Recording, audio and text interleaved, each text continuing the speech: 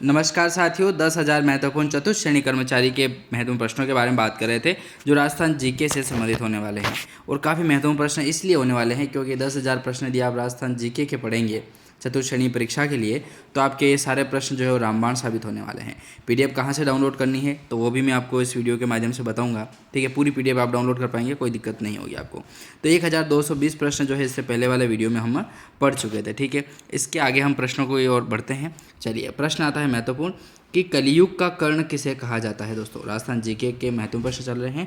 History के कुछ question हैं वो भी हम बात करते रहेंगे। ठीक है, इसमें आपका भूगोल भी कंप्लीट होगा, इतिहास भी कंप्लीट होगा और कला एवं संस्कृति के प्रश्न भी कंप्लीट होने वाले हैं। ठीक है, कुल मिलाकर 10,000 महत्वपूर्ण प्रश्न की पूरी सीरीज है।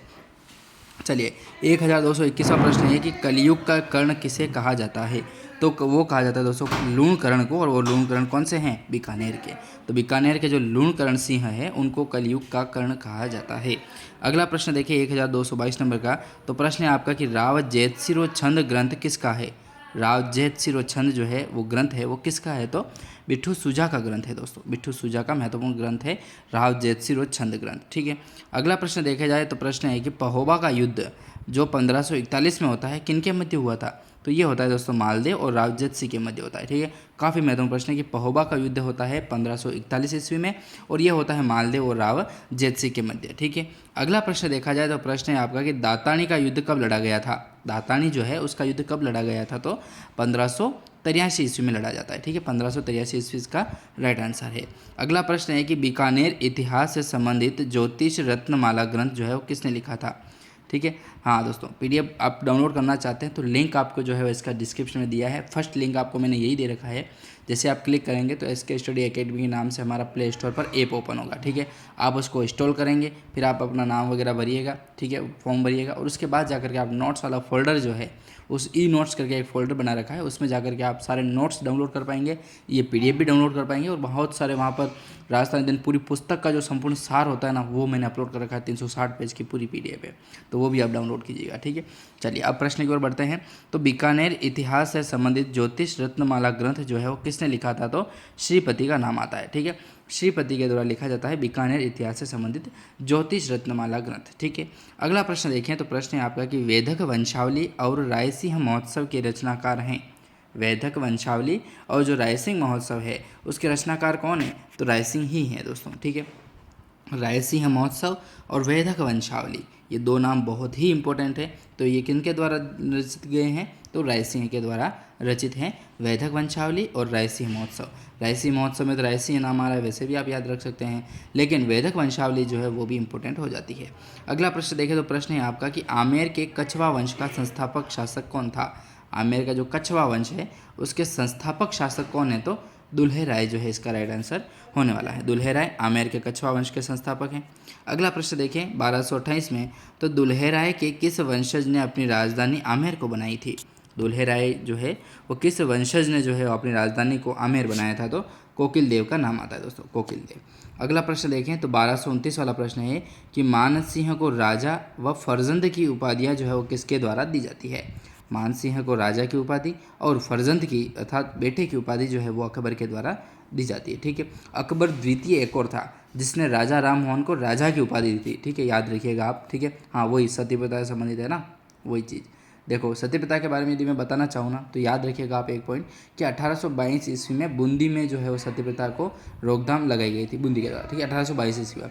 जस्ट 1829 ईस्वी में बात आती है राजा राम मोहन के प्रयासों के द्वारा विलियम बेंटिंग जो है उसके द्वारा सती प्रथा पर रोक लगाई जाती है और एक अधिनियम पारित किया जाता है सती प्रथा रोकथाम अधिनियम, जो पूरे भारत में लागू होता है। ठीक है, तो ये दो चीज़ें, दो पॉइंट आप याद रखिएगा। अकबर नाम आ गया तो मैंने देखा है, चलो आपको बता ही देता हूँ। ठीक है, तो मानसिंह को जो राजा की उपाधि है वो अकबर के द्वारा दी जाती है, जबकि राजा राम मोहन राय को राजा की उपाधि जो है वो अकबर द्वितीय के द्वारा दी जाती है। ठीक है, दोनों के द्वारा राजा की उपाधि दी जाती है। फिर फर्जंद अर्थात पुत्र की जो उपाधि है वो भी मानसिंह को दी जाती है, किसके द्वारा। अकबर के द्वारा। अगला प्रश्न, मोहनोत नैणसी ने गुर्जर प्रतिहारों की कितनी शाखाओं का जो है वो वर्णन किया है।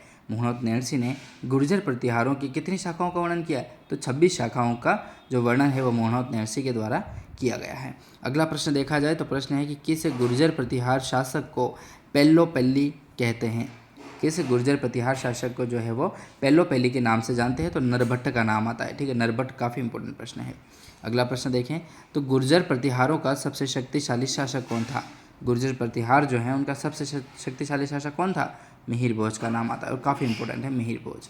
अगला प्रश्न है अपना कि घटियाला के शिलालेख उत्कीर्ण कराने वाला शासक कौन था? घटियाला का जो शिलालेख है उसको उत्तीर्ण कराने वाला जो शासक था वो था दोस्तों अपने कुक्कुट। ठीक है, याद रखिएगा कुक्कुट जो है वो घटियाला शिलालेख के उत्कीर्ण कराने वाले प्रमुख शासक हैं। अगला प्रश्न है कि हम्मीर महाकाव्य जो है उसके रचयिता कौन है? तो नयन चंद्र सूरी का नाम आता है। ठीक है, अब कुछ आपको पुस्तकें हैं, कुछ कवितावलियाँ हैं और महाकाव्य हैं, तो उनके बारे में, उनके लेखक के बारे में बात करते हैं। ठीक है, 5-7 नाम है लेकिन काफ़ी इंपॉर्टेंट है। देखो, हम्मीर महाकाव्य का यदि नाम आता है तो नयन चंद्र सूरी जो है इसका राइट आंसर होगा।